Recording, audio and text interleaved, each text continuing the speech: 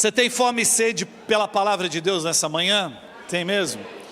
Abra a tua Bíblia, Mateus 13, 24 a 30.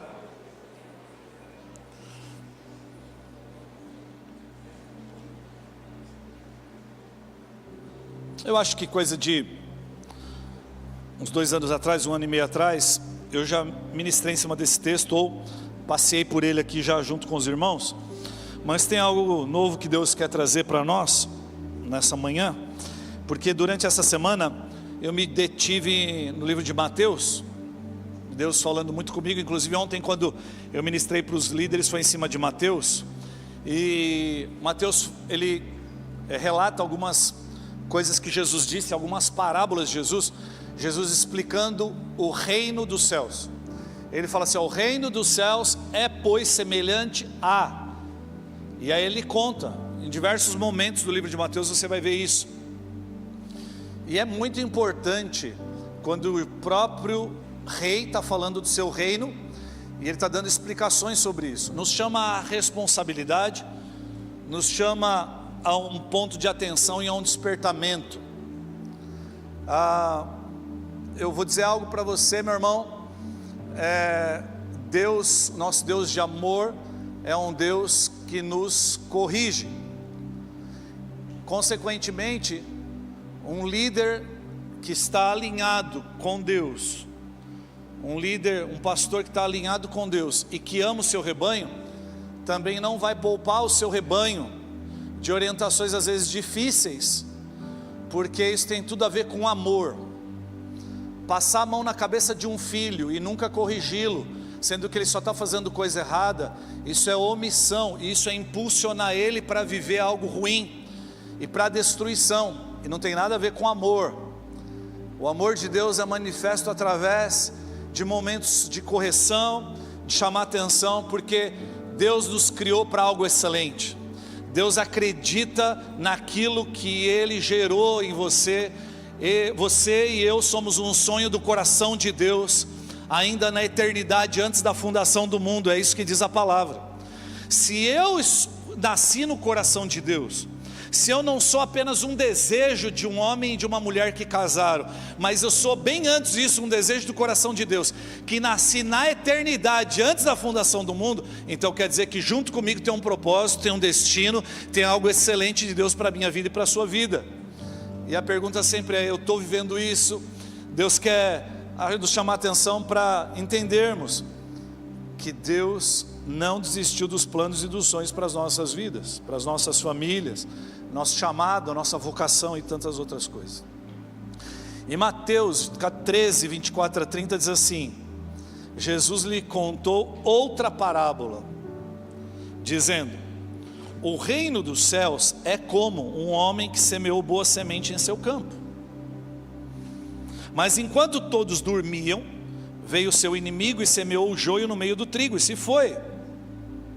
Quando o trigo brotou e formou espigas, o joio também apareceu. Os servos do dono do campo dirigiram-se a ele e disseram: o Senhor não semeou boa semente em seu campo? Então de onde veio o joio? Um inimigo fez isso, respondeu ele. Os servos lhe perguntaram: o senhor quer que vamos lá arrancar? Quer que a gente vai tirar o joio? Ele respondeu: não, porque ao tirar o joio, vocês poderão arrancar com ele o trigo. Deixem que cresçam juntos até a colheita. Então direi aos encarregados da colheita: juntem primeiro o joio e amarrem-no em feixes para ser queimado. Está falando de julgamento, de condenação eterna. Depois juntem o trigo e guardem-no no meu celeiro. E em nome de Jesus, você é um daqueles que vai estar guardado no celeiro do Senhor, amém? A salvação é pela graça, sim ou não? Mas não é de graça, você já aprendeu isso. O reino de Deus, o reino dos céus, a Bíblia diz que é tomado por esforço e violência. Quer dizer o seguinte, que precisa de dedicação e violência contra o seu eu, contra o seu egoísmo, para que o reino nasça, surja. uma das coisas, essa parábola de Jesus, é uma parábola falando sobre o reino dos céus, e ela tem um caráter escatológico, ou seja, que fala a respeito do fim das coisas, né? É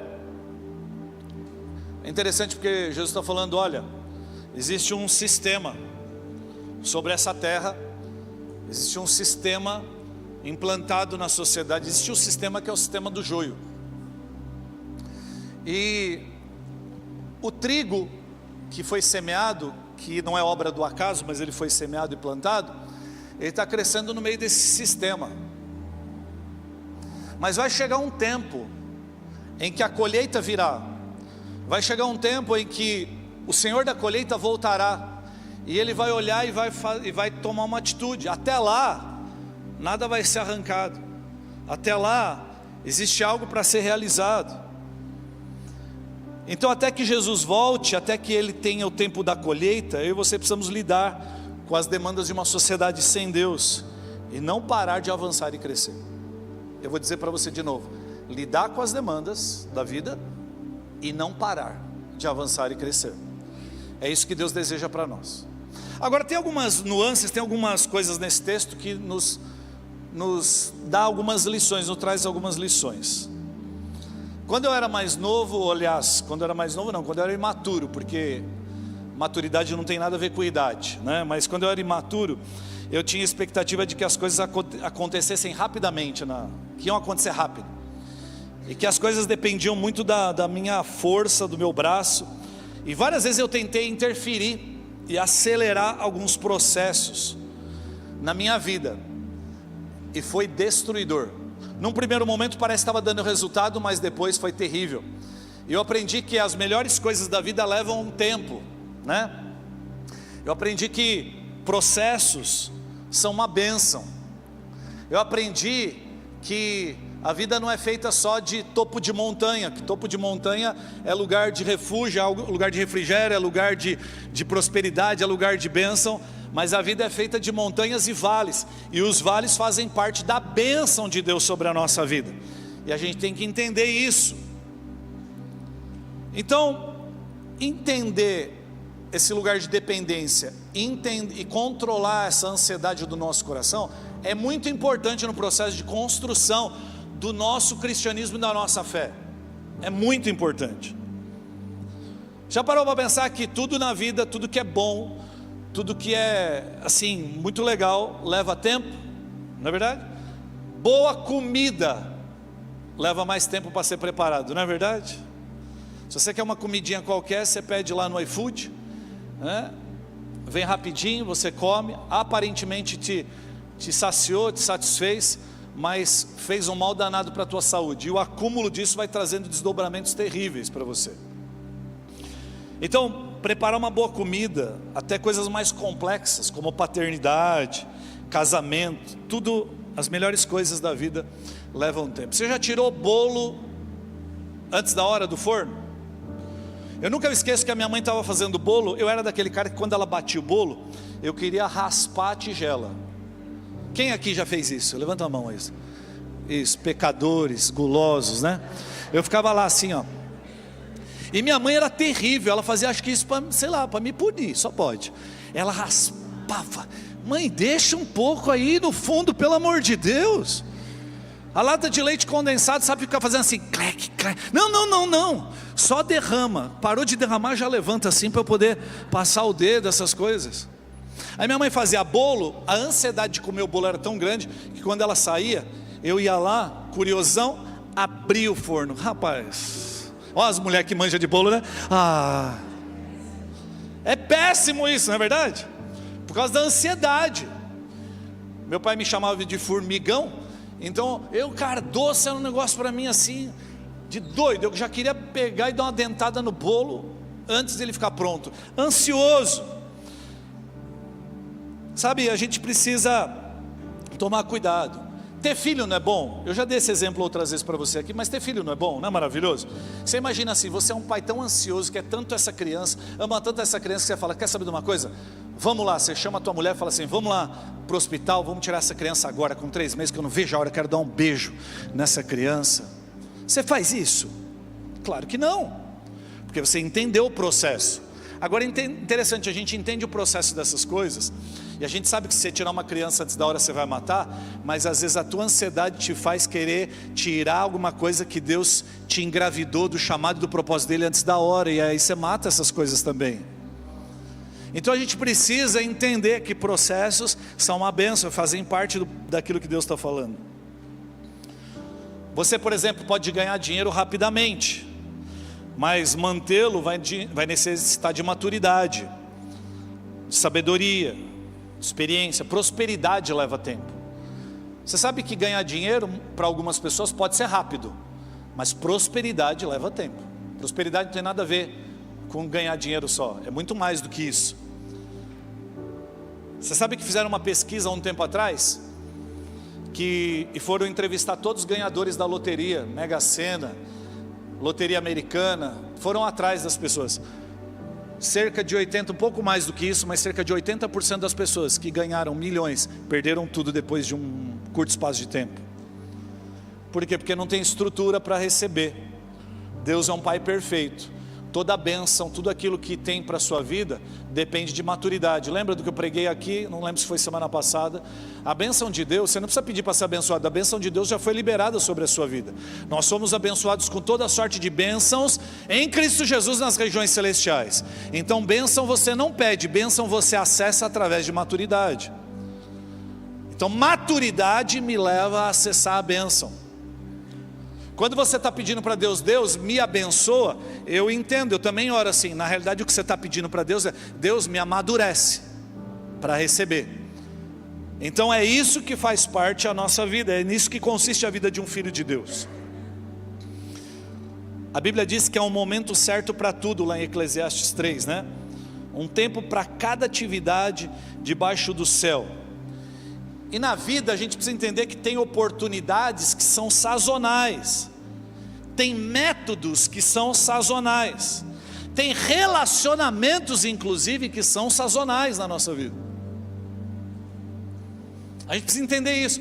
Tem muita gente sofrendo por situações, por coisas e por pessoas que na realidade Deus colocou na sua vida só por um tempo. E tem gente sofrendo por isso. Por exemplo, quando eu penso sobre igreja, a nossa realidade aqui, aquilo que funcionou quando eu estava no início do meu ministério pastoral, não serve hoje. Aquilo que quando eu era pastor de jovens funcionava, hoje não funciona, é outro método, outras coisas. E esses métodos, você pode estudar, você pode se aperfeiçoar, você pode buscar gente com mais experiência, tudo isso é importante, mas você precisa receber do Senhor. Eu vejo pessoas extremamente ansiosas, pessoas que elas estão sempre olhando para o Instagram e se comparando, né? E pessoas, por exemplo, eu vou dar exemplo de novo de igreja. Você pega uma igreja, e tem igrejas que eu admiro, que eu amo, que eu acho demais o que eles estão vivendo, mas aquilo que Deus deu para eles, é para eles, na região deles, no lugar deles, é um chamado para aquela cidade que não tem nada a ver comigo e com a gente aqui em Guarulhos, por exemplo. Se eu ficar me pautando no que Deus está derramando lá, eu perco o que Ele tem para mim aqui, porque eu fico querendo ser o que o outro é e perco o que Deus tem para a minha vida.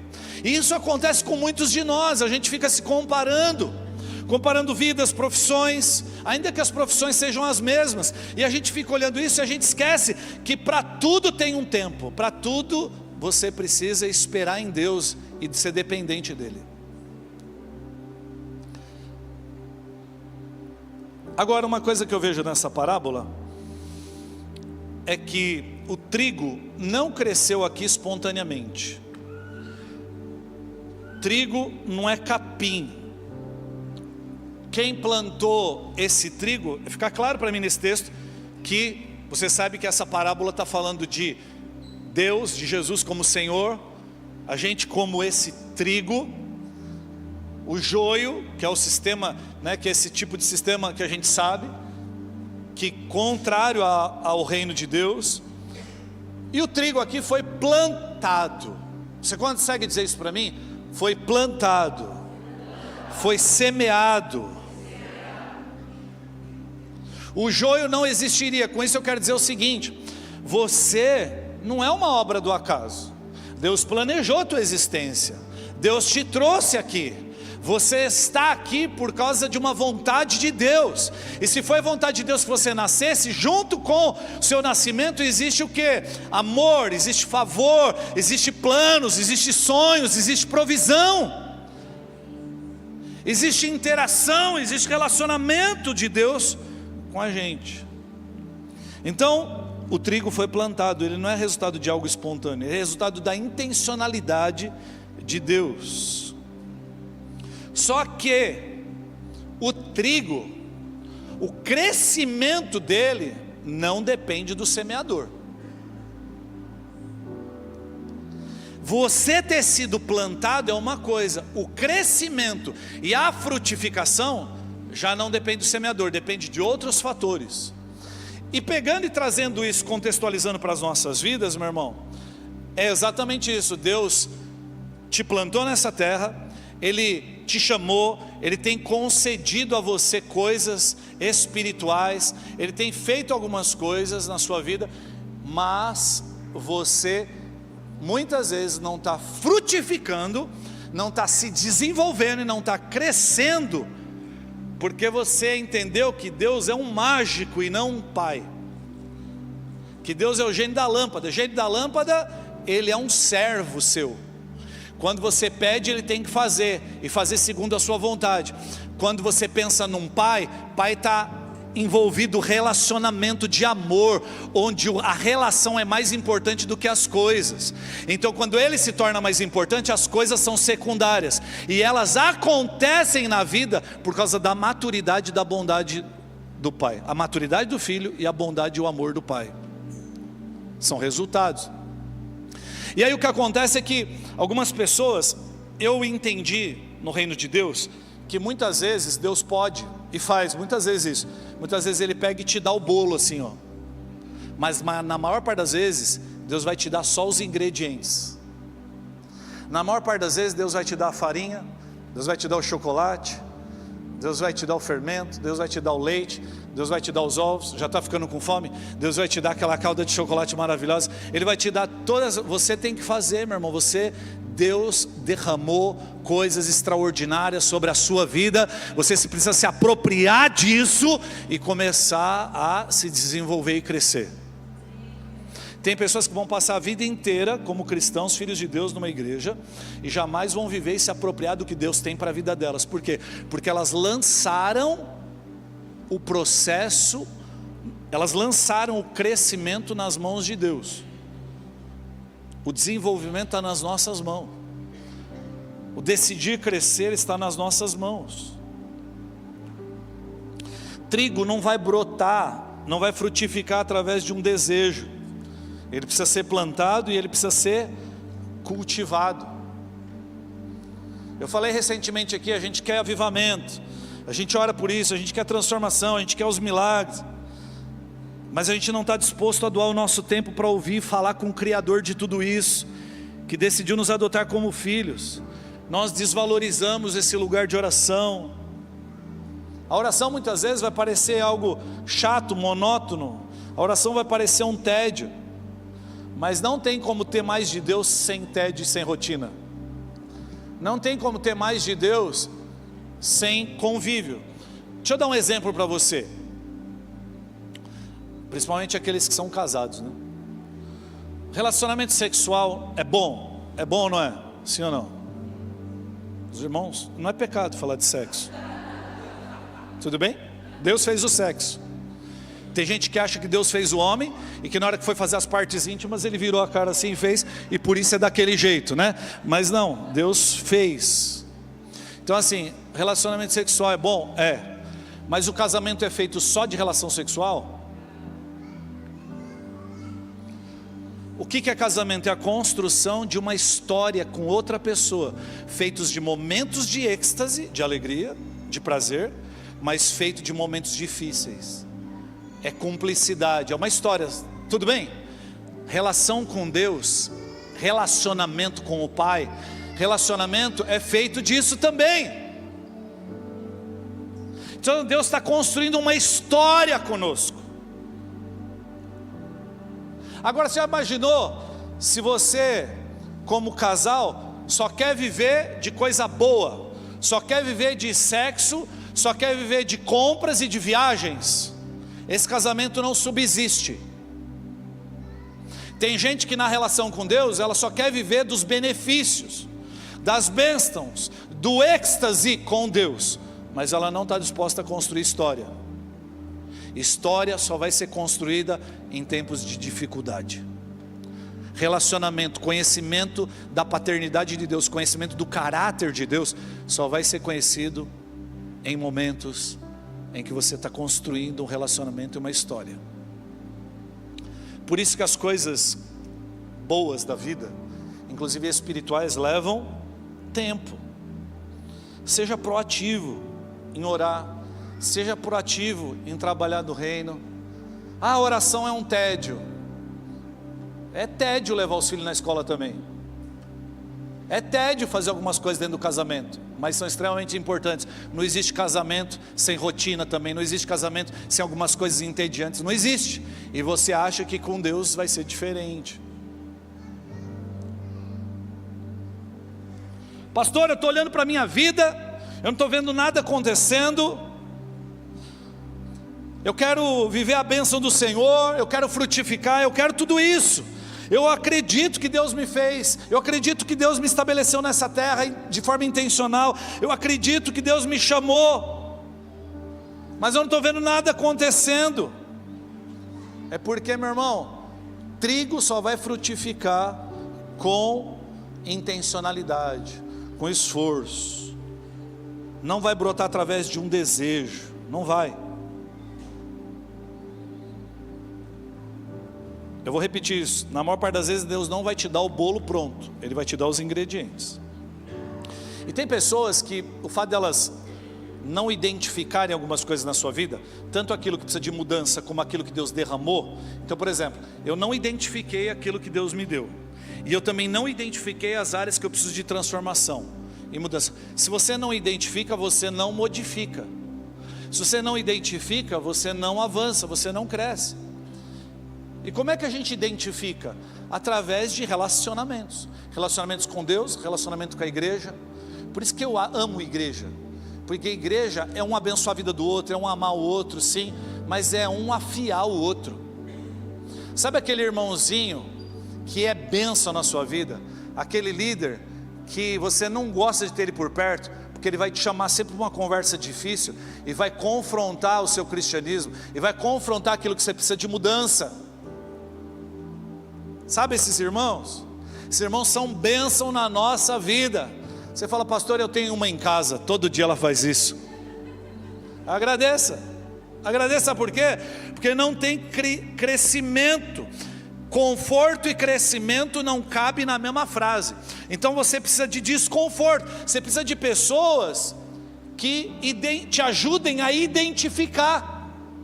Às vezes sozinho você não está identificando, mas Deus plantou pessoas, plantou você no corpo de Cristo, para você identificar. Pessoas que não gostam de relacionamento e vão à igreja, eu tenho uma notícia ruim para te dar. Você ama Deus, mas você não gosta de igreja, você vai detestar o céu. É bom você não ir para lá. De verdade, você gosta de solidão? Você gosta de ficar quietinho no seu canto? O melhor lugar para você é o inferno. Vai sofrer lá sozinho, não vai ver, entendeu? Porque o ápice do sofrimento não é só sofrer, o ápice do sofrimento é sofrer sozinho. Não, já me frustrei muito com as pessoas, e você nunca deu mancada com ninguém, não é verdade? O primeiro que eu dei mancada na minha vida, o primeiro que eu ofendi, o primeiro que eu fiz tudo que não devia, foi contra Deus e contra Jesus, e Ele morreu para me salvar e me ama. Quem sou eu para falar de alguém? Quem sou eu para dizer que alguém não tem jeito? Quem sou eu para não acreditar nas pessoas? Deus acreditou em mim. Deus acreditou num cara assim, ó, terrível, de um coração terrível. Eu sei que Deus pode ressuscitar mortos, sabe por quê? Porque Ele me ressuscitou aqui, ó, internamente. Ele levantou um homem morto para ser filho dele, e ainda me confiou um rebanho para ministrar e pregar. Esse é o nosso Deus.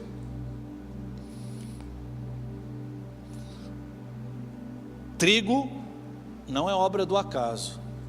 Você não é obra do acaso. Deus tem um plano para a sua vida de crescimento, desenvolvimento e frutificação. Identifique o que precisa ser feito. Se lance, se envolva com o corpo, se envolva com as coisas, com as demandas do reino, se envolva. Por que eu estou dizendo isso, meu irmão? Porque tem muita gente desistindo do reino, tem muita gente desistindo de ser trigo, porque quando ela olha do lado, ela só vê joio, e aí ela desanima. Sempre que houver um grande potencial para a colheita, o inimigo sempre vai tentar marcar o lugar com calamidade. Entenda uma coisa: o que foi plantado primeiro, trigo ou joio nessa parábola? Trigo. O trigo vem primeiro. Não é que o semeador foi desavisado e falou: olha o que eu, sem querer eu não vi, tinha joio aqui. Joio só nasce onde tem trigo. Quando o inimigo vê e identifica que você é um filho de Deus com um chamado e com um potencial para fazer o reino de Deus avançar, ele vai fazer de tudo para gerar calamidade na sua vida, ele vai fazer de tudo para te calar, ele vai fazer de tudo para te desanimar, ele vai lançar coisas sobre a sua vida para te paralisar. Ele vai fazer isso. E a maior resposta que eu tenho, que eu estou no lugar certo, é porque eu estou sofrendo resistência. Quando eu vejo que eu estou sofrendo resistência, eu falei: já entendi, estou indo no caminho certo, estou avançando, e eu não vou parar no meio do caminho. Eu sei em quem tenho crido, estou bem certo de que Ele é poderoso, eu sei que Ele vai me guardar até o dia final. Pode aplaudir ao Senhor.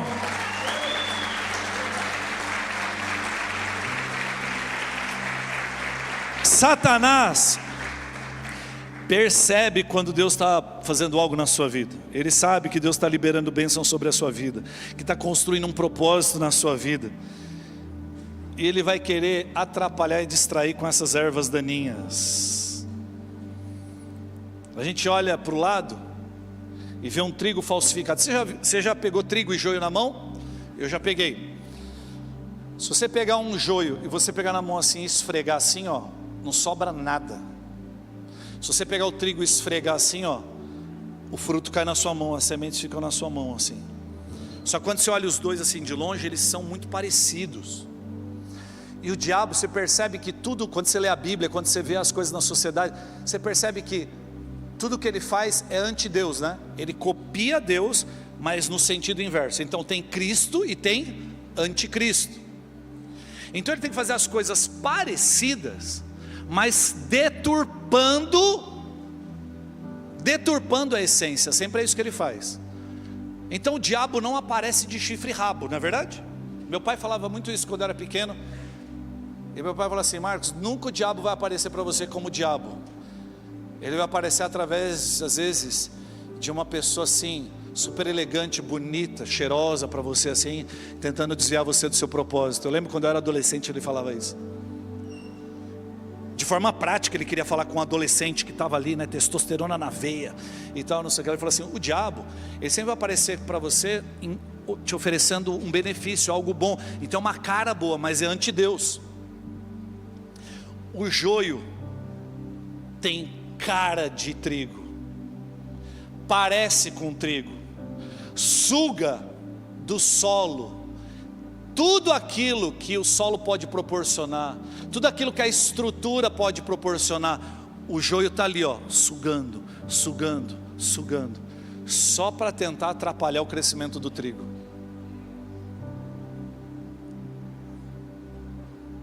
Como ele não pode te destruir, o diabo não pode te destruir, ele vai fazer de tudo para corromper o ambiente em que você está inserido.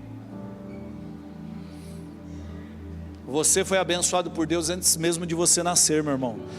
E Satanás está tentando impedir você de avançar, porque ele sabe que se ele não conseguir te parar nessa estação, ele não vai te parar nunca mais. Se ele não te parar agora, então você perdeu coisas, você está vivendo um tempo de escassez, você está vivendo um tempo de tristeza, você está vivendo um tempo de angústia, tem todos os motivos para parar, mas você não para E isso é destruidor para o diabo. A pior coisa que tem para o diabo é um crente imparável, um crente que não desiste. Eu vejo que o diabo muda de estratégias. Eu já vi isso acontecendo na vida de muitos homens de Deus. Homens de Deus assim, imparáveis. Quanto mais problema você dá para ele, cara, mais leão ele fica. O diabo fala, chega. O inferno está apanhando demais. Cada problema que eu dou para esse cara, mais ele ora, mais ele busca, mais ele avança. Não dá. Qual é a outra estratégia que eu vou usar na vida dele então? Distração, conforto. Já que o problema não está resolvendo, vamos para o conforto. Dá conforto para ele, dá dinheiro para ele, dá casa na praia para ele. Quem sabe ele desistir do chamado. Duas grandes estratégias. Essa parábola que eu li, do trigo e do joio, ela, antes dela tem uma outra parábola que Jesus contou, que é a parábola do semeador. E você lembra, a parábola do semeador é o quê? Um semeador saiu a semear, lançou uma semente à beira do caminho. Como a semente foi lançada à beira do caminho, não teve o que? Profundidade. As aves de rapina vieram e comeram aquela semente e levaram embora. Outra semente foi lançada num solo pedregoso, e outra num solo de espinhos, e outra numa terra boa. A do solo pedregoso e a de espinhos até começou a enraizar, até começou a crescer, mas sufocada pelos espinhos, sufocada pelas pedras que não puderam ter raiz profunda, elas morreram no processo. A única que deu frutos, a 100 por 1, foi da terra boa. E essa terra é o coração do ser humano, do homem. E aí o que Jesus está dizendo é o seguinte: ele é uma atenção especial para o espinho e a pedra. E o que significa pedra e espinho nessa parábola? Significa problemas, dificuldades e lutas que paralisaram o crescimento, e prazeres. E o outro solo são prazeres da vida, que também paralisaram o crescimento. Você já viu alguma árvore parando no meio do processo de crescimento com uma desculpa assim, ó, não, pera um pouquinho, deixa eu resolver algumas coisas da minha vida aqui, eu não estou bom agora não, deixa eu dar um tempo aqui, e o ano que vem eu cresço, tá bom? O ano que vem eu me desenvolvo, eu tudo mais. A árvore, ou ela cresce ou ela morre, ou ela dá frutos ou ela seca. Deus está nos chamando para esse lugar, meu irmão. Deus está nos chamando para crescer, Deus está nos chamando para avançar. O texto fala assim, ó, cuidado com o joio, mas não arranca o joio. Se você for estudar, o que acontece? Nas raízes, debaixo do solo, a raiz do joio e do trigo, elas se entrelaçam, elas viram uma malha, uma com a outra. Então, a tentativa de arrancar o joio, na hora que você arrancar o joio, você faz o quê? Você destrói toda a plantação de trigo. Por isso, a instrução aqui, ó, não arranca o joio ainda, não chegou a época da colheita, ainda tem mais para frutificar, ainda tem mais para crescer, ainda tem mais para desenvolver. Enquanto tem crescimento para o trigo, não vamos fazer a colheita. Por quê? Porque se eu fizer a colheita agora, tem muito joio que vai se perder. Aliás, tem muito trigo que vai se perder.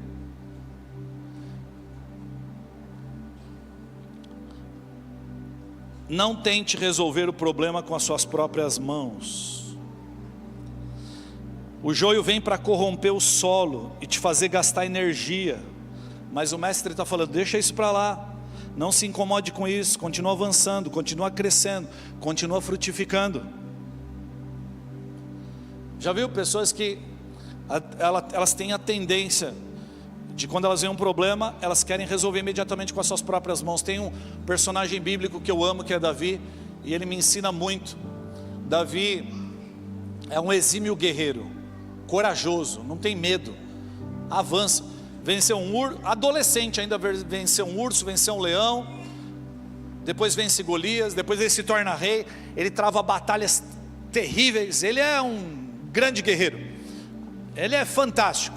Mas chega um momento que ele está indo para o campo de batalha, e a família dele está em Ziclag junto com os soldados, e os caras vêm, os inimigos vêm, roubam, levam cativo lá as mulheres e os filhos, e fazem o quê? E põem fogo em tudo lá. Quando ele volta para aquele lugar, os soldados estão desesperados, eles estão tristes, chorando, todos amargurados, os caras estão querendo até matar Davi. O que Davi faz? Um exímio guerreiro, Ele podia já falar, vamos atrás desses caras agora. Mas o que ele faz? Ele vai orar. Ele vai buscar a direção de Deus. Davi não faz nada sem a direção do Pai. Davi não faz nada sem a direção de Deus, ainda sabendo que ele é totalmente capaz de resolver aquilo pela sua própria força. O que eu quero te dizer é, para de querer antecipar as coisas, de resolver as coisas na tua própria força, de gastar energia com aquilo que Deus disse para você. Deixa isso para lá por enquanto, foca no seu crescimento, não se incomode com isso, continua avançando e frutificando. Escolha as suas batalhas. A sua luta não são contra as pessoas, mas contra potestades e principados do ar. Aquiete-se, saibam que eu sou Deus. Aquieta o seu coração e saiba que eu sou Deus. Eu vou cuidar de você. As batalhas que você está enfrentando pertencem a Deus. Você pode dizer isso para o seu irmão? Fala, suas batalhas pertencem a Deus.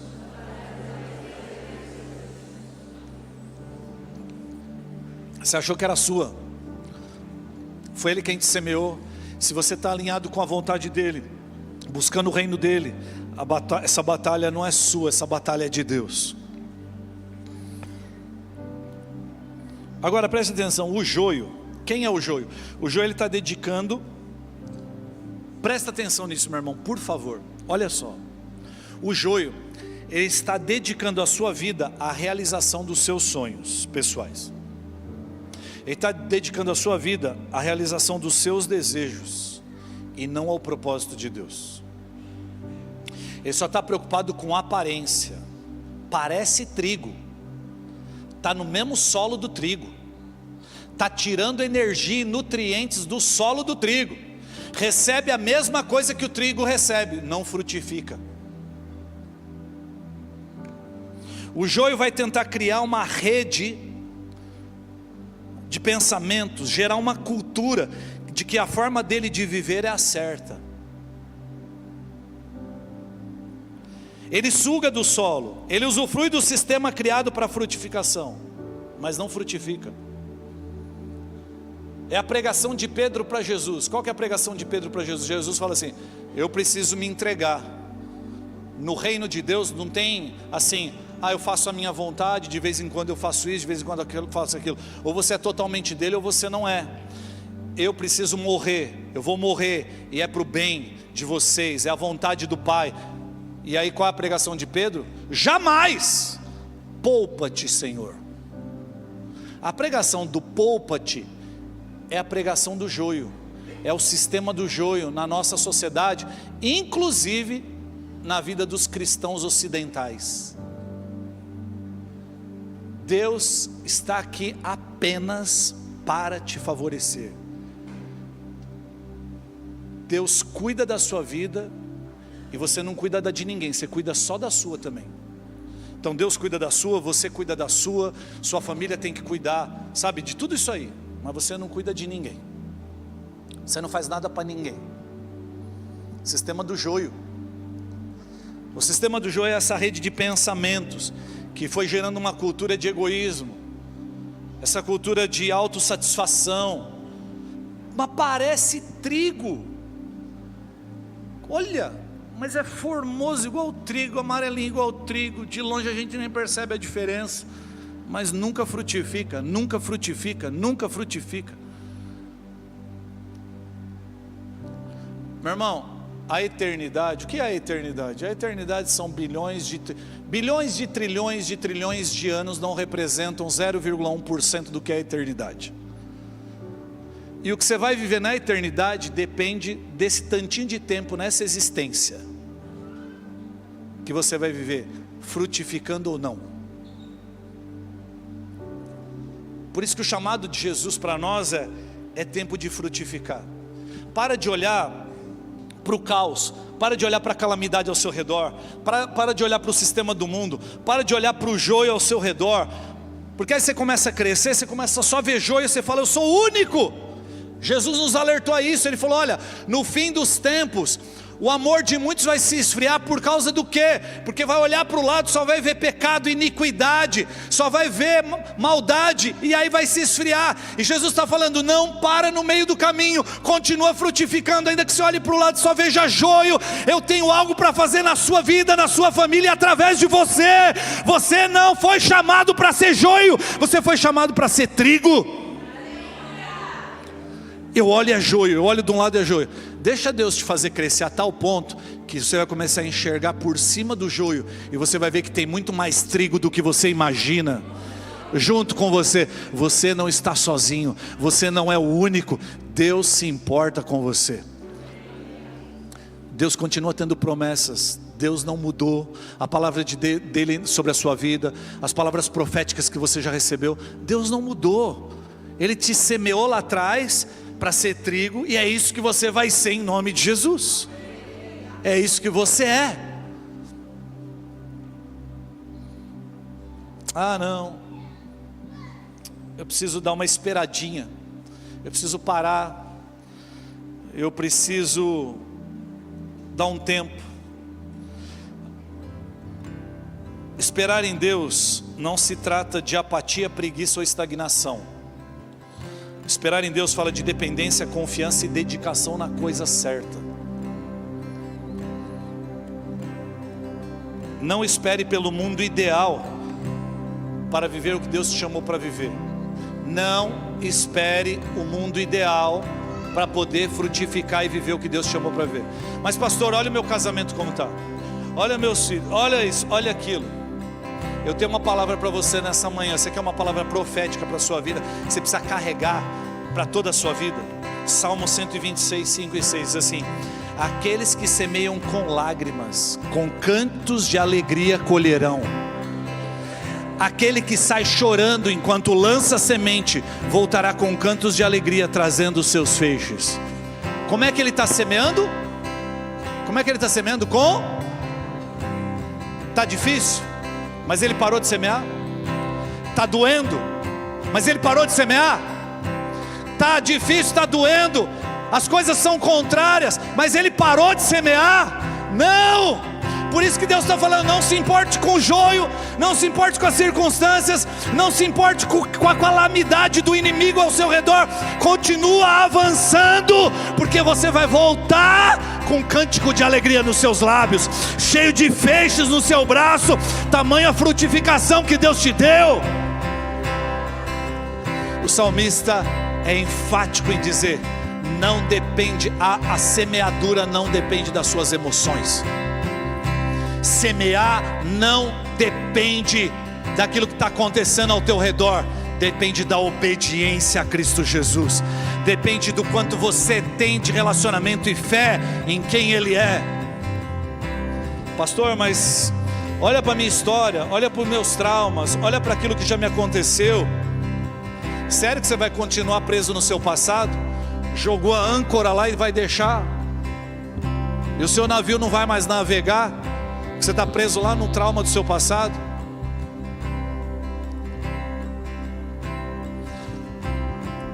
Olha para o teu passado e olha para as coisas ruins que te aconteceram, e perceba se de repente aquilo não foi um bom preço para aquilo que você está vivendo hoje em Deus. De repente foi. De repente aquilo gerou em você maturidade e gerou algo no seu coração que vai fazer de você um agente de cura e transformação para ninguém precisar passar por aquilo que você passou. Toda pessoa curada em paternidade, toda pessoa curada em orfandade e que tem revelação de Deus como um pai, cura muitas pessoas desse mesmo movimento, desse mesmo problema emocional. Pessoas que viveram dificuldades no seu casamento, normalmente se tornam expoentes para ministrar sobre isso na vida dos outros. Olha para trás e vê se aquilo que você chama de trauma não foi algo poderoso para te trazer e te dar uma vocação, um chamado e um ministério. Deus te chamou para ser trigo. Dá uma olhada para o seu irmão, a cara de trigo que ele tem. Tem uns que não parecem trigo, eles parecem toda uma colheita de trigo. Não é verdade? Deus te chamou, meu irmão, para fazer a diferença. Ontem aqui com os líderes, e eu já vou encerrar. Ontem aqui com os líderes nós tivemos um tempo e nós nos deleitamos numa outra parábola de Jesus, que fala sobre o reino de Deus é como. E fala da parábola dos talentos, que Deus deu 5 para um, 2 para outro e 1. E o de 5 e o de 2 frutificaram, e o de 1 não frutificou. E aquele que não frutificou, quando o Senhor volta, o Senhor fala assim: ué, por que você não multiplicou? Todos os outros multiplicaram. E ele chama aquele servo de servo mau e negligente. Por que eles chamam ele de servo mau e negligente? Porque a multiplicação era inevitável, não dependia da habilidade do servo. Por si só, o talento se multiplicaria, porque o talento era algo valioso. Então quando você diz sim ao Senhor, não depende mais da sua habilidade, não depende do quanto você é capaz, não depende mais de você, mas depende de Deus. A única coisa que você precisa é se mover por fé. E se mover por fé é falar: eu acredito apesar das circunstâncias. Eu não vou me deixar, não vou me deter pela cultura do joio, eu não vou me deixar levar por esse sistema de pensamento, mas eu vou avançar, eu não vou parar no meio do caminho. Você pode ficar em pé?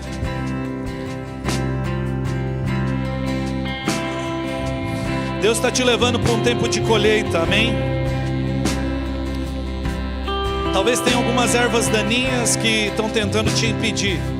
Talvez tenha algumas coisas tentando te atrapalhar. Talvez tenha algumas coisas ao longo da sua vida, da sua história, que tentaram te paralisar, tentaram te impedir de viver o plano e o propósito de Deus. Mas nessa manhã, Deus está chamando a sua atenção e abrindo os seus olhos para dizer: eu não mudei, o meu plano não mudou a seu respeito, as minhas palavras não mudaram.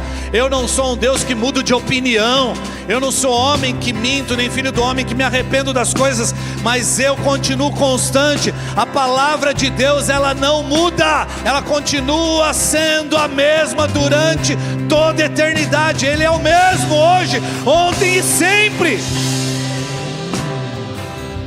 Por que será que a gente muda? Por isso, continue olhando para o autor e consumador da nossa fé, e continue avançando, continue dizendo sim para o Senhor. Fala: eu vou frutificar. Fala assim: a minha família vai frutificar, eu vou ver os meus filhos frutificando na sua presença. Nada e nem ninguém vai atrapalhar aquilo que o Senhor derramou, aquilo que o Senhor tem para a minha vida. Deus, nós vamos viver tudo aquilo que o Senhor tem para a nossa vida nessa cidade. Nós vamos viver tudo aquilo que o Senhor tem para os nossos ministérios. Nós vamos viver tudo aquilo que o Senhor tem para a nossa casa. Nós não vamos perder nada. E como é que você não perde? Não parando. Despreza o joio, deixa ele aí, continua avançando. Porque se existe joio, é porque existe potencial na sua vida. Levanta a sua mão, meu irmão, e diga isso ao Senhor: Senhor, eis-me aqui, eu quero viver tudo aquilo que o Senhor tem para a minha vida. Senhor, eu tenho um chamado. Deus tem um chamado especial para a sua vida, específico, exclusivo. Deus derramou isso sobre a sua vida, meu irmão. É tempo de grande frutificação na sua história, é tempo de grande frutificação na sua vida. Comece a orar ao Senhor e declarar isso: Senhor, eu quero, ainda que esteja sendo difícil para você, para algumas pessoas aqui talvez esteja sendo difícil, e Deus está falando: olha, aquele que semeia com lágrimas vai voltar com um cântico de alegria, com uma colheita enorme. Seus testemunhos vão pregar, seus testemunhos vão ecoar. Talvez você não está com o olho cheio de lágrimas por nenhuma dificuldade, mas você está se distraindo de tanta risada que você está dando, porque a bênção se tornou um Deus para você. O conforto se tornou um Deus na sua vida. Também, meu irmão, é tempo de identificar essas coisas. É tempo de identificar essas coisas para poder continuar avançando rumo ao propósito de Deus, rumo ao propósito do Senhor. Fecha seus olhos, ore ao Senhor, meu irmão. É um tempo teu, É um tempo de você declarar isso ao Senhor. O nosso Deus é um Deus que não falha, amém? O nosso Deus é um Deus que não muda. O nosso Deus é um Deus que continua sendo o mesmo ontem, hoje e será eternamente. E Ele está aqui. Deixa eu dizer uma coisa: sempre que Deus libera uma palavra sobre a sua vida, Ele assume compromisso com aquela palavra profética. Sempre que Deus libera algo para você, Ele se doa junto com a palavra para a concretização dessas coisas. Então quando você recebe essa palavra, você precisa crer que você não está sozinho, mas que Ele está junto da palavra dEle para realizar tudo aquilo que Ele prometeu. Você só precisa dizer sim para isso. Começa a dizer isso ao Senhor, começa a declarar isso ao Senhor. Cristo é o meu fundamento, sobre a rocha eu quero estar, nele eu estarei seguro. Eu posso me alegrar, minha fé está em Cristo, nunca me desamparou, fiel em todo tempo. Ele nunca falhou, jamais, jamais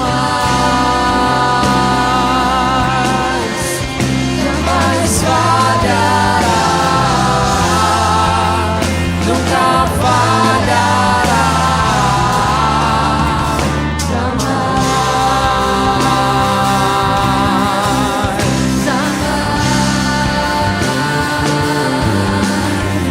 jamais falhará, nunca falhará. Mesmo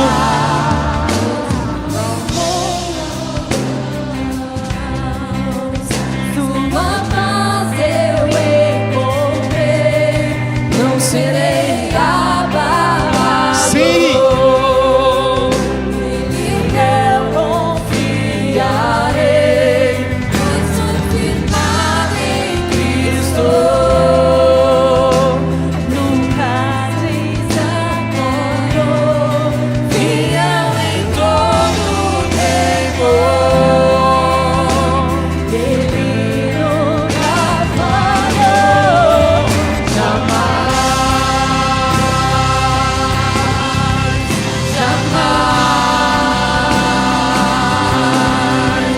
jamais falhará, nunca falhará, jamais,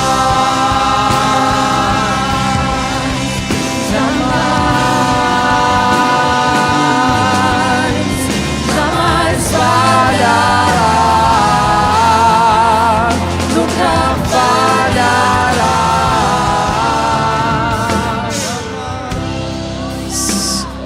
você pode dizer isso para o seu irmão, falar: Deus jamais falhou e jamais falhará. Ele é confiável, Ele ama a sua vida. O melhor de Deus ainda está por vir. Por isso não pare, não desista. Aleluia. Você pode abraçar esse teu irmão que está aí do seu lado e começar a liberar sobre a vida dele a bênção do Senhor, declarar: você vai frutificar 100 por 1. Diga isso, fala assim: eu vou ver na sua vida. Eu declaro que eu vou ver. Eu vou estar aqui para testemunhar. Eu vou estar aqui para contemplar tudo aquilo que Deus está construindo, tudo aquilo que Deus está fazendo na sua casa, na sua vida. Aquilo que você viveu e que doeu não se compara com aquilo que eu estou fazendo e vou fazer na sua vida. Aquele que semeia com lágrimas, com cânticos de alegria colherá.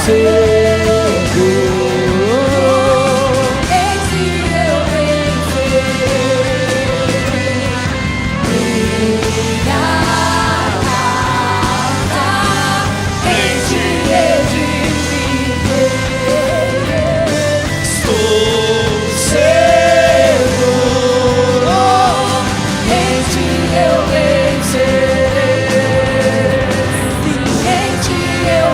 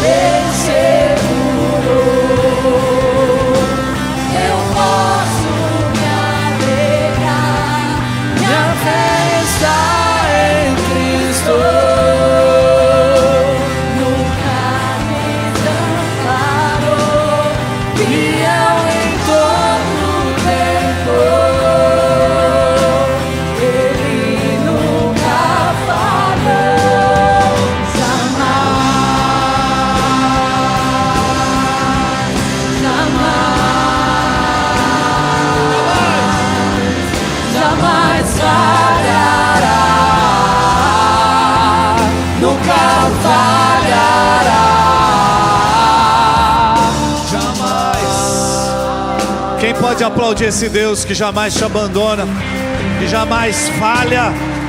Aleluia, Jesus, nós te agradecemos.